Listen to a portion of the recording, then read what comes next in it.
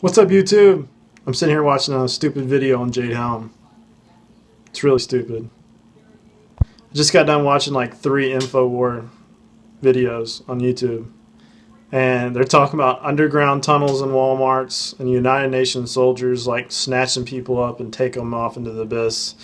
And secret helicopters flying around and the state of Texas going down. It's complete and utter garbage. So what I'm going to do is I'm going to debunk this garbage in like probably about 2 minutes. And here's how. One thing, like most of these analysts that are like talking about this Jade Helm bullshit have never even been in the military. They have no idea how crazy unorganized the United States Army is.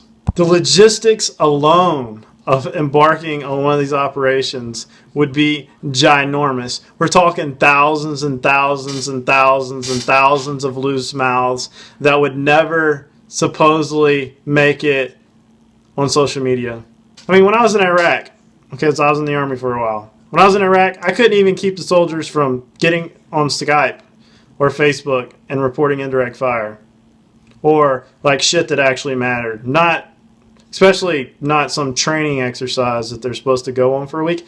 Half the platoon would be bitching about why they can't go to the bar this weekend, or why they got to work extra or off duty, or why they got to, why they've been punished for this, and why can't we just not do that order, or why are we doing this and why are we doing that.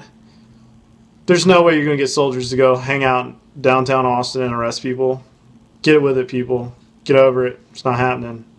There's not a first sergeant in the United States Army that would go occupy Austin, Dallas. They want to be watching the Cowboys play on Sunday, not occupying the stadium. Stupid. So, like, I was looking at all these videos people are posting of massive amounts of military vehicles going down the road. How do you think military vehicles get from one point to another? They have to get from post to post, right? Yeah. They get in, they drive. Or they put them on line haul or on trains. There was this big war in Iraq and Afghanistan, and vehicles had to go to and from. And then when they cut all the brigades, which were on the cover of Army Times and shit, they cut pretty much a brigade from every division. It's a lot of equipment. It's got to go somewhere. It's called repositioning the United States Army. Shit has to go all over the place. You put it on a truck, you send it.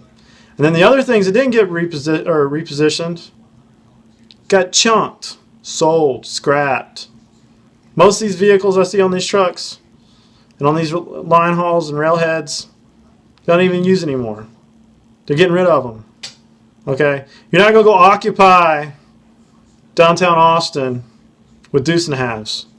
You can't even get parts for half of them, much less spare tires. Let's just get into the maintenance on this, okay? So let's say you had 100 vehicles sitting out there in that yard, and you wanted to get in and drive them. I guarantee you 65 of them aren't going to crank up and just roll out the gate. You're going to have class 3 leaks. You're going to have, tires, 90% of the tires are going to be flat. You're going to have power steering leaks. You're going to have transmissions that won't even work. You're going to have vehicles not even going in reverse. You're going to have just the fueling up alone is going to be a pain in the ass. Headlamps, headlights, doors sticking. Like, you just don't sit vehicles out in a field and go jump back in them and expect them to be combat ready. Like, I guarantee you, if let's say, Brigade decided to drive out their motor pool, that they would probably have a quarter of that fleet not even make it to the doggone fence. And then once they got out on the road, just spare tires alone that a convoy would need to go 100 miles would be pretty much 2 per vehicle. So you'd need a convoy just to take spare tires. Think about it. So let's talk fuel. Okay, there was this dude he was showing like 100 tanks going someplace on a railhead. Do you know how much fuel an Abrams tank uses? I think you need to go look that up. Because where are they going to get it from? How far are they going to go? $1 million a mile, people! That's how much it costs. It's not going to happen. Refuel on the move? Come on. EPA would eat them alive. Can't even spill a drop of that stuff. Go look that one up, too. And secrecy? Every soldier in the doggone brigade would be tweeting, Facebooking, Snapchatting, text messaging why they got to work on the weekend or during the week. Or let's say, there'd be selfies in front of tanks. There'd be tweetings in front of freaking helicopters. There'd be special little patches being made at the PX for their flight gear. There would be gunners taking selfies with their 240 Bravos. It's not that simple to just load up and ride somewhere without people noticing. I can't even imagine the dispatching process for that many vehicles. You have to dispatch these things. It's kind of like Army policy. And to sign 9,000 dispatches would be an officer's worst nightmare. Think about it.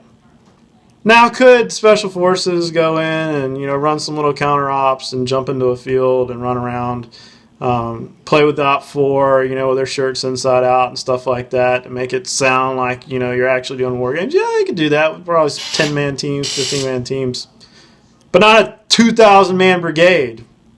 That is a logistical nightmare. Okay, let's go with division, because that's probably what you need for Texas. Are you kidding me? Like, the Army can barely even drive around the block, much less occupy a state the size of Europe.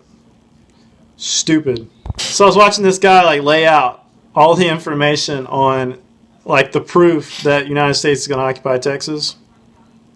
It all had his own blog's name at the top that he had just constructed to make people believe that all these little headlines that he's pointing at are real deals. Trust me, you would have 1,000 young second lieutenants out there running around downtown with a map and compass, trying to figure out which street to turn on, lost in the sauce, some sergeant first class screaming at the lieutenant why things aren't going right, some captain mad because he can't find his lieutenants, gonna have probably 900 AWOLs because they don't want to do it, and you're supposed to keep this secret? Stupid. The thing I wish these Jade Helm dudes would get, right, would be at least the lingo, difference between an LMTV and an FMTV, armored personnel carrier, a Bradley, a tank, artillery pieces, how even the ammo is going to get there. If anybody's ever tried to get ammo from the military, it's absolutely stupid. There's always civilians involved. Where's the civilian logistics? So, for every, military combat unit that moves, 2/3 extra has to be support. Okay? So if you got 1,000 soldiers going forward, you got 2,000 supporting them. And where's all these bullets, beans, and Band-Aids coming from? They got to buy them from somewhere. Where's the fuel coming from? You just don't go to Shell and get JP8. It doesn't happen that way. You got to bring it from somewhere. Fuel keys alone in the Army are a pain in the ass, people. So what I'm trying to get over to you out there in the audience is, don't always believe every conspiracy you hear, especially when it's on a mass scale, because it takes a lot of logistics to do that type of stuff, to make a plan, to execute it, to put things in motion, to keep things in motion, maintenance and logistics and support personnel. You can't just occupy a large area without a long support basis. So that's what I'm trying to say is, I might not be right, but what I'm just saying is, from my professional opinion on what I saw in those videos, is that they haven't put forth any evidence to support their argument. Just a lot of hocus pocus and magical, if, ands, or buts to make people think that this is an actual takeover garbage. Because just remember that the executors of these plans are just young men and women that are usually straight out of school trying to accomplish these tasks, and they don't want to be out there doing these things any more than anybody else. They're not some mythical creature that just shows up in Dark Knight uniforms. They're just 25 and below year old people that are just doing what they're told. And most of them don't want to be there. They would rather be at home or watching a football game or partying, but yet, you know, they're told to do these things. Like, they don't just want to occupy territory or hold it. Yeah, I mean, you can't even keep soldiers on guard duty for fall asleep when they could actually die, much less go sleep on a corner and hold guns on people. I mean, let's think about this.